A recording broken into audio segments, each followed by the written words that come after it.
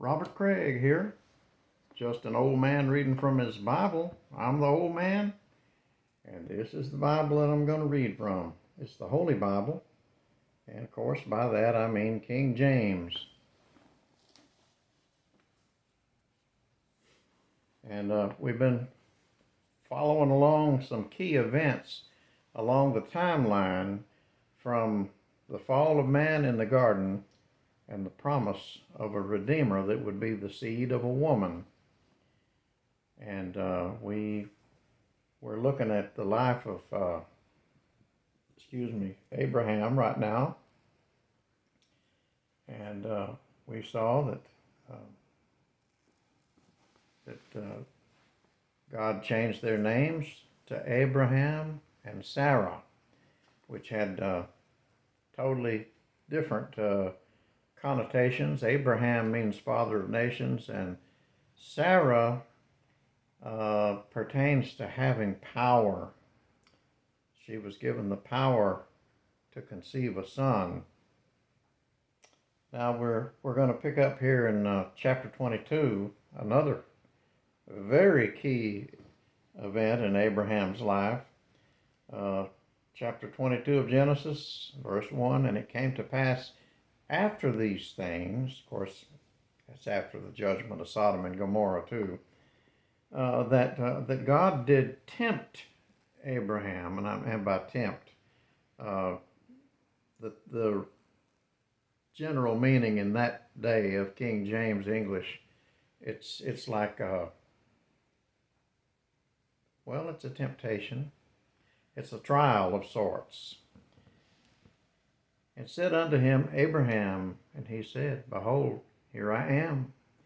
And he said, Take now thy son, thine only son Isaac, whom thou lovest, and get thee into the land of Moriah, and offer him there for a burnt offering upon one of the mountains, which I will tell thee of. And Abraham rose up early in the morning, and saddled his ass, and took two of his young men with him, and Isaac his son, and clave the wood for the burnt offering, and rose up, and went unto the place of which God had told him. So there's one burden animal there, and that's the ass, and 4 men on foot. And of course, he makes up a bundle of wood ahead of time.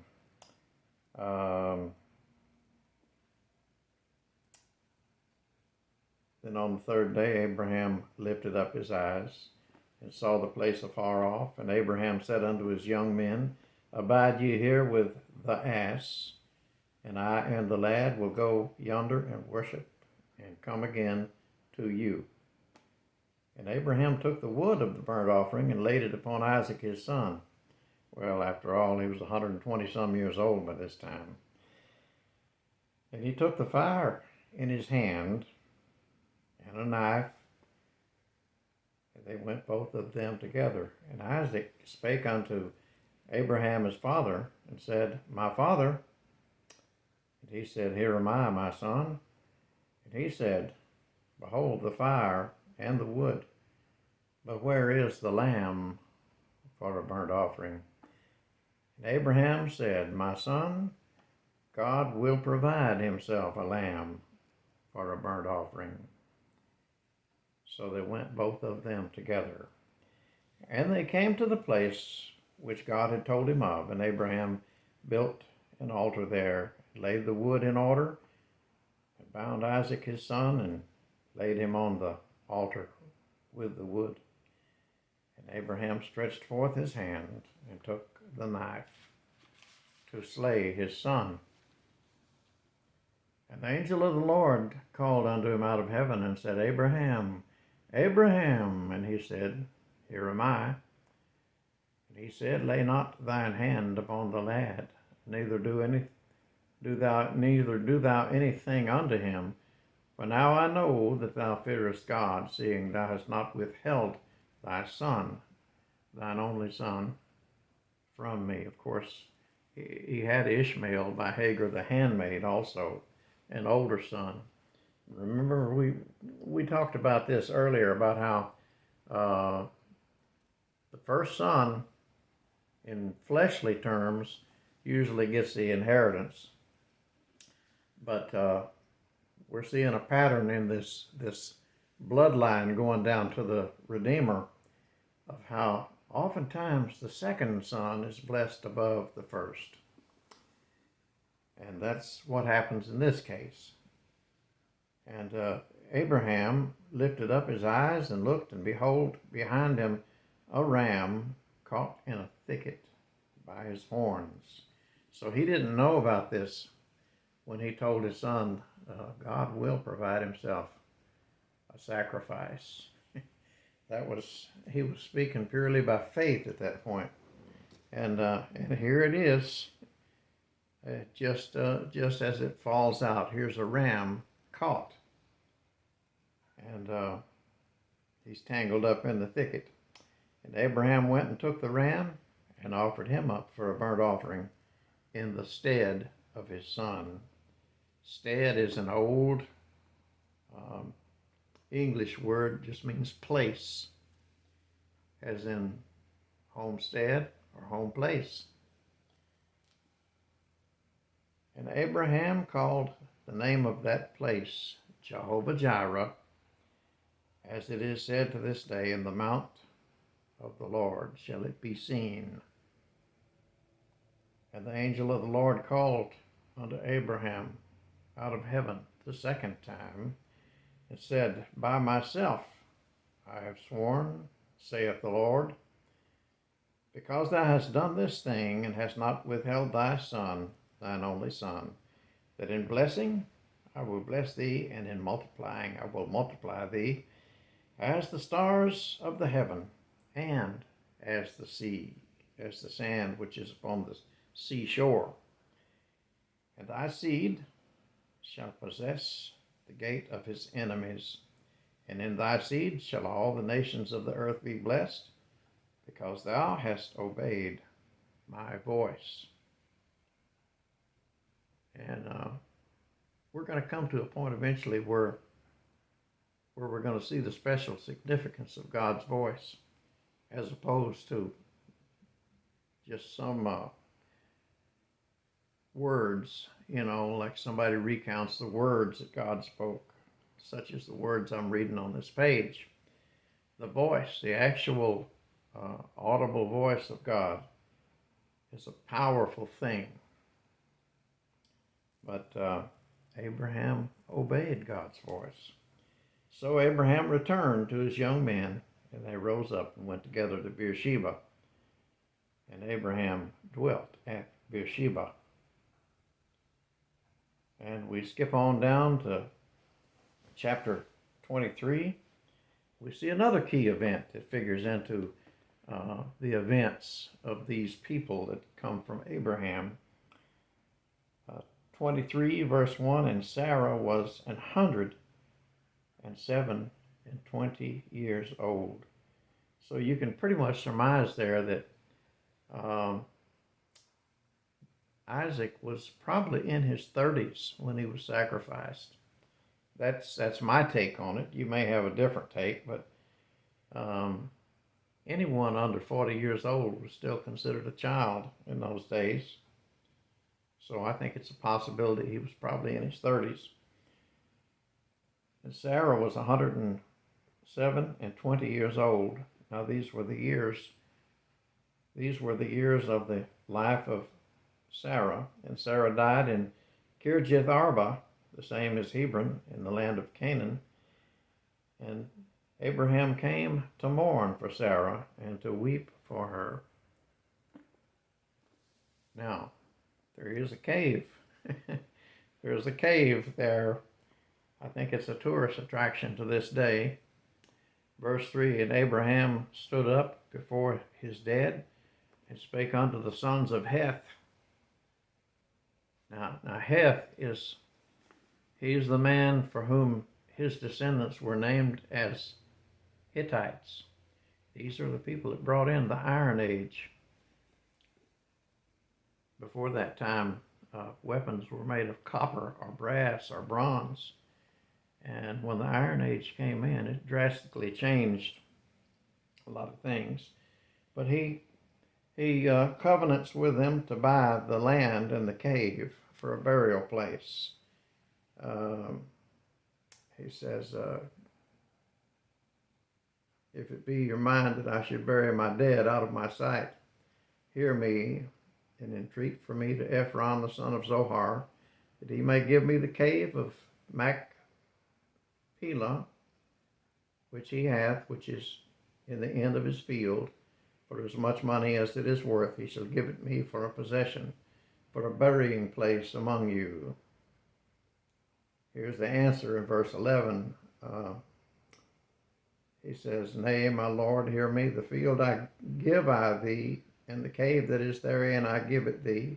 In the presence of the sons of my people give I it thee. Bury thy dead. But he wouldn't take it for free. He said, I pray thee, in verse 13, hear me, I will give thee money for the field. Take it of me, and I will bury my dead there. And Ephron answered Abraham, saying, My Lord, hearken unto me. The land is worth 400 shekels of silver. What is that betwixt me and thee? Bury therefore thy dead. And Abraham hearkened unto Ephron. Abraham weighed to Ephron the silver, which he had named in the audience of the sons of Heth, 400 shekels of silver, current money, with the merchant.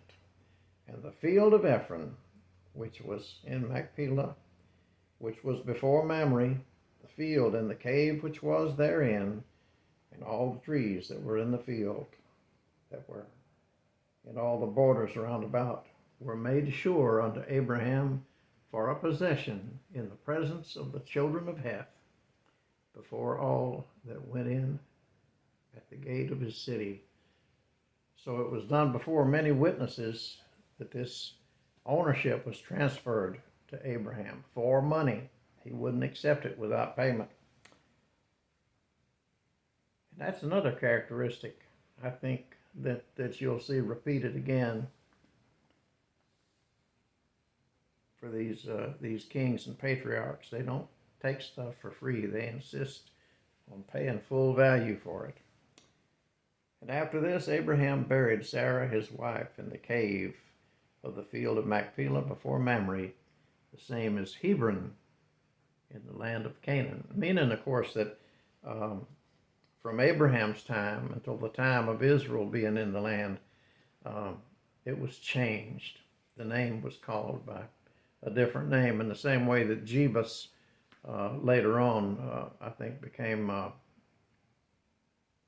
believe it became Jerusalem. Anyways,